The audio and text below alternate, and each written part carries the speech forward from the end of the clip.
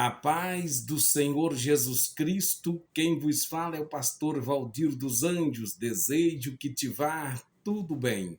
Tema da leitura diária da lição esta semana: o mistério da Santíssima Trindade. Quero te falar em poucos minutos sobre uma explicação teológica e escatológica, resumidamente, sobre a Santíssima Trindade. Portanto, vejamos que a Santíssima Trindade é o mistério central da fé cristã. Um só Deus em três pessoas distintas: Pai, Filho e Espírito Santo. Não são três deuses, mas um único Deus que se revela de forma pessoal e relacional. Teologicamente, a Trindade mostra que Deus é comunhão eterna, amor perfeito e unidade absoluta. Escatologicamente, ela aponta para o plano eterno de Deus, o Pai que elege, o Filho que redime, o Espírito Santo que prepara a igreja para o encontro final com Cristo. A consumação dos séculos revelará plenamente a glória do Deus Trino, quando a igreja santificada pelo Espírito se apresentará ao Filho para a glória do Pai. Vejamos o tema desta quinta-feira, da leitura diária desta quinta-feira: é um só Espírito, um só Senhor. Deus se compraze, um só Deus. Melhor, um só Senhor, um só Espírito, um só Senhor e um só Deus. Esse é o texto principal. Portanto, há um só corpo, um só Espírito. Também fostes chamados em uma só esperança da vossa vocação, um só Senhor, uma só fé, um só batismo, um só Deus de todos, um só Deus e Pai de todos, o qual é sobre todos e por todos e em todos. Efésios capítulo 4, versículo 5, versículos 4 ao 6. Portanto, nós temos como objetivo neste pequeno estudo de levar você a compreender, valorizar e defender a importância da doutrina trinitária como fundamento da fé cristã, reconhecendo sua aplicação prática na vida espiritual, ministerial e social. Vejamos que o apóstolo Paulo escreve aos Efésios em um contexto de diversidade cultural, espiritual e social, chamando a igreja à unidade verdadeira, não baseada em interesses humanos, mas na natureza do próprio Deus. Ele não começa falando de regras, cargos ou estruturas, mas da essência divina que sustenta a igreja. Deixe uma perguntinha para que você possa melhorar mais a sua atenção.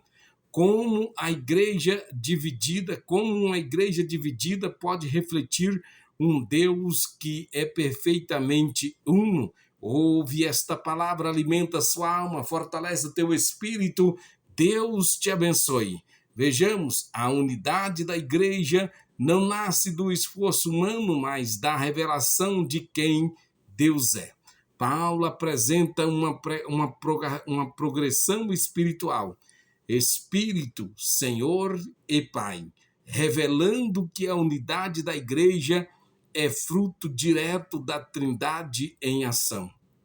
Vejamos que podemos fazer uma aplicação rápida para que você possa entender. Há um só Espírito, a unidade que vivifica. O Espírito Santo é quem gera vida espiritual, chama, convence, santifica e mantém a igreja viva. Não existe vários espíritos guiando a igreja, mas um só Espírito operando em todos.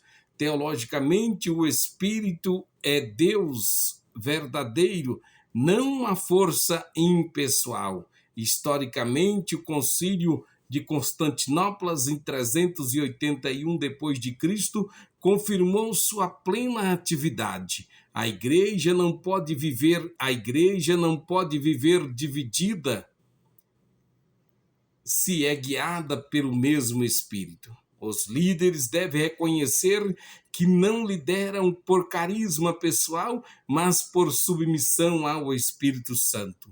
A sociedade deve entender que onde o Espírito governa, há vida, ordem e transformação.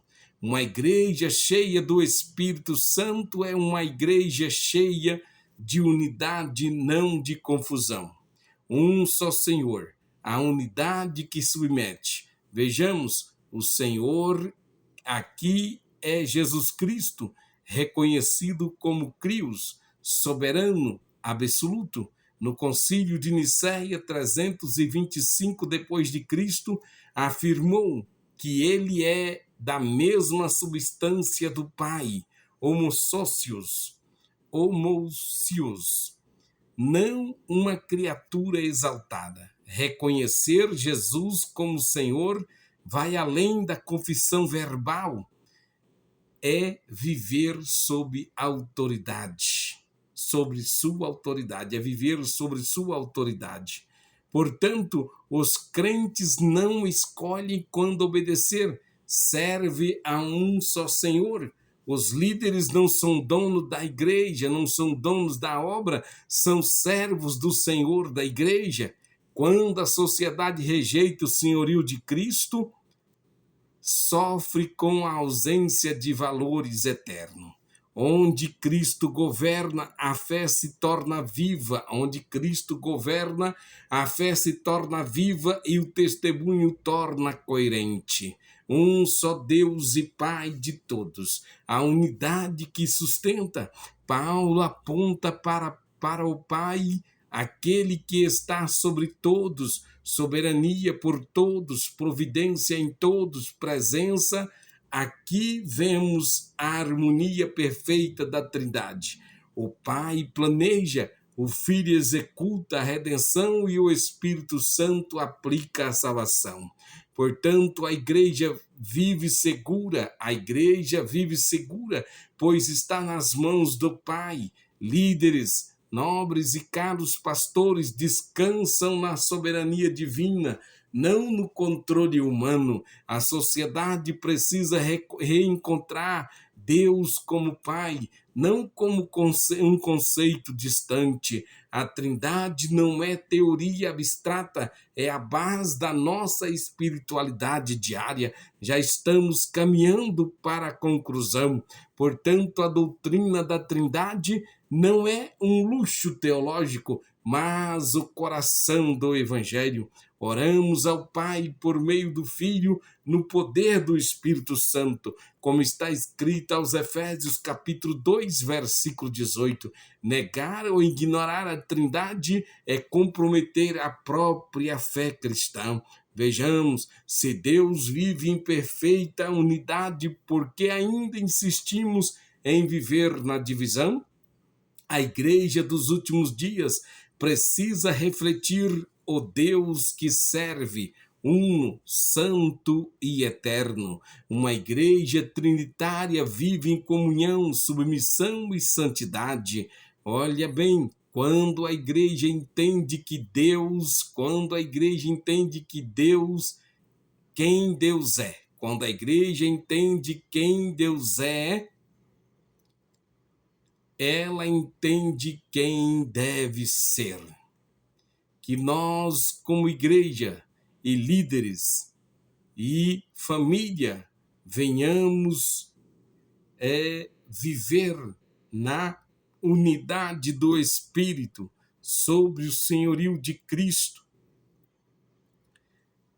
para a glória do Pai, até o dia em que o Deus Trino será plenamente revelado para nós na manifestação gloriosa do Senhor Jesus Cristo.